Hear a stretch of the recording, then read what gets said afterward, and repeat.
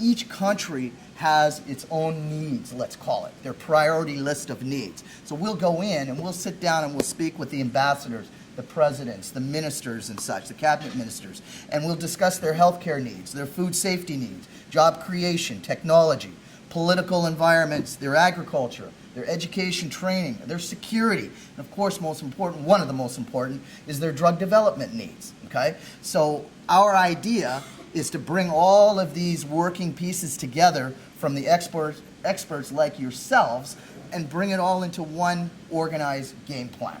And that's kind of what we've done. So here's an example, again, of some of the partners that we have working with us. And of course, number one at this point is Dana-Farber and Dr. Will. And, you know, as I mentioned earlier, we've been through a lot. We've seen the regulatory environment change, and we're motivated. We're very, very motivated. And I just appreciate the fact that Dr. Will has understood that motivation. He understands our plan, and he gets it. And that's the most important thing. So to have the support of somebody in his stature and his position certainly gives us the confirmation that everything that we've been doing is not for nothing. We've done it. We've gotten here. Now we're here. So now that we're here, what are we going to do? We're going to bring it all together. So on that note, I'd like to invite Dr. Will up to say a couple words about our arrangement, and we'll go from there. Thank you.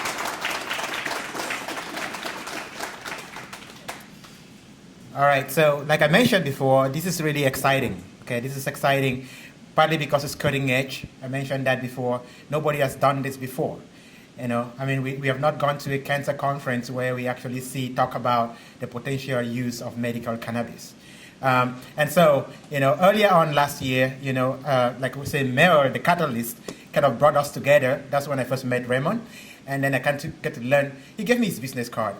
And to be honest, I'm a guy who I grew up in Africa. You know, I've never really used, I don't know what the word cannabis means. So I was like, okay, I own a cannabis science institute. I was like, what is that? So now I go down and I say, okay, let me take a look at that. You know, and I start looking at that as a scientist perspective. I look at, are there publications on this? Have people ever done any work on this? And I actually start learning that this is something that people have been doing for thousands of years. Just they didn't have the rigorous science to back it.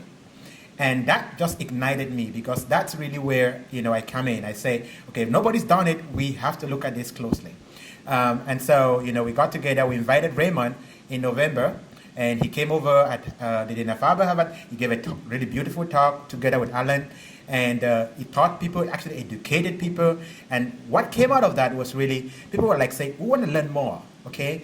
As a science, Harvard, this institution is full of brilliant minds, but very open minds, okay? So they want to see, you know, if there's something potential somewhere that can benefit people, why not learn about it and find more about it, do something about it. So, you know, that's where we got really, really interested in this, to say, yeah, this is something that we can really collaborate on and be partners going forward in trying to investigate this. So,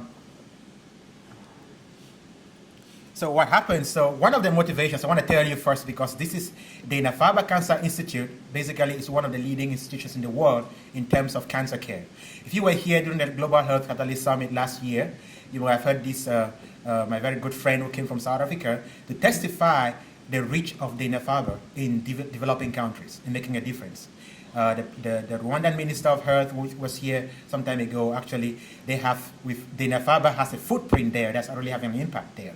But what Dana-Farber prides itself in doing really is on cancer, of course. And so we kind of thought, okay, well, to really get this into science, it would be nice to kind of look at some indications that we can focus on initially. And as you all know, lung cancer is one of the leading causes of death, cancer deaths in the world. You may have heard about the idea of prevention of lung cancer, you know, obviously, but then you also have to think about the treatment. You have to think about the palliative care. Some people who are dying of the disease.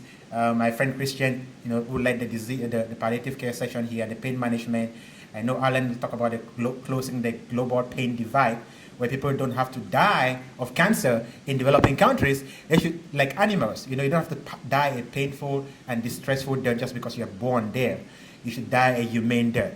So we are very interested in also looking at that pain management, you know, what are the potential this, but we kind of focus on lung cancer initially. And so, in the educational component of it, one of the things that we said, what's the gap? What is it that's actually hampering the translation of the use of cannabinoids for treating these different indications? Okay, so one of them is that people kind of say, okay, you're going to feel high, right? So you're going to have the psychotic effects. But what can we do, right? So in 2015, some of you here actually know about that. We won the Bright Futures Prize here at Harvard Medical School on basically developing tiny drones to target cancer. And what that did was we can deliver therapy precisely to the disease cells while minimizing side effects. Nowadays, we use drones for everything, right? So Obama was one of those who led that for killing terrorists. Amazon is trying to develop drones to do what? Deliver packages at your door, right? But in healthcare, we kind of develop this to deliver precise targets, targeted disease cells. So, we thought this is actually where we could start, in this collaboration. We have Raymond with the vision to drive this to the, to drive this to patients so they can move that. But that's one way you can address that barrier, which has been, the psychotic effect. So if you can deliver that precisely to the cancer cells, that would be great. So we thought about developing these aerosols that are loaded using the nano drones that are loaded with the cannabinoids and targeting these to the cancer cells. And we can improve the therapeutic efficacy. What does that mean? A big word, therapeutic efficacy. What it really means is that you target the disease cells, minimizing the side effects, right? And we think we have the technology. If we're going to move this to the clinic, this collaboration is one of those, okay? So I really think it's a great opportunity. So I'm going to move quickly here. So here's a picture of what we've kind of designed. So this is our nano drone. So this is our drone. This is how it looks like. It has multiple components. One of them is that it has stealth, which means it can fly through your body without your immune system knowing that it's flying through there, unless you decide that you want to do that. So what you see here is the stealth. These are molecules that can make that, but you can also target it precisely to a particular cell. Okay, so cancer cells express particular, let's say, postal addresses, where if you can deliver it to that postal address, you can actually target that particular indication. So we kind of started saying, well, we can look at this. One way to start this is actually you can use that with administer that as aerosols. You can inhale that to your lung cancer tumor. It's a direct target. It goes to your lungs. But then with your targeting specifically, it goes to the lung cancer cells. And therefore, you can deliver that. Instead of administering it, which is currently the status, administering it systemically, and it goes all over your body, and it has those side effects, that we don't want, right? So you want a targeted disease. That's the goal. So we've actually done some of this, and Dr. Kumar is sitting here is actually one of the team members who's designing this stuff. So I want to acknowledge that. And so we did a preclinical study which kind of showed that if you actually can target this to lung tumors, you can see here, this is the tumors that actually, if you deliver them via the inhalation aerosols, you can have a really high target to the cancer cells. This is a lung tumor that we excise out of an animal. And compared to when you do it systemically, which is the current state of the art. So we're going to change that. I mean, that's the whole goal here. So what we saw that this is a small experiment in 2014, this publication that kind of shows that, yes, if you can actually deliver these different concentrations of cannabinoids to your cancer cells, that you can increase this cancer cell killing, right?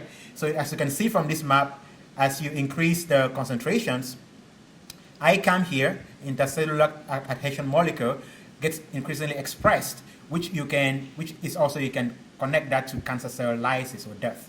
And so we see that as we increase the concentration, we get that. So what we're going to do then is use our drone technology to actually deliver, this amount. You can actually use a smaller amount of this, but because you are delivering it precisely, to the cancer cells, you can cure them without those side effects. So that's what we did. So this is one of the things we were doing. Cannabis Science already has an inhaler, and we think that with this, the next steps would be to actually load, just not in our nano drones. We have empty drones now. we can load our cannabinoid there and allow it to deliver precisely to the lung cancer cells. So that's one of the next steps that we're doing, kind of mention that here. And we are in the radiation oncology department. One of the things that we want to do also, is that the next slide, Alan? So we do have a slide which shows that if you combine cannabinoids with radiotherapy or immunotherapy, there is a synergistic effect. So you get to kill more.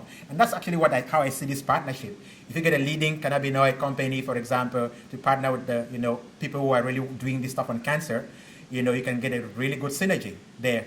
You do better than just have one working by itself. So this is where we are. And this is a study that kind of shows that, illustrates the fact that you can have this synergy. A study that was done in 2014 shows that if you treat using just cannabinoids by themselves, or you combine that with radiation, or you do just radiation by itself, or you don't treat, this is what you get. Untreated, this is what will happen. The tumor just keeps growing, right? If you use radiation by itself, then it's less of an effect by itself. If you use cannabinoids, you get a better effect. But when you use the combination, you get a much synergistic outcome.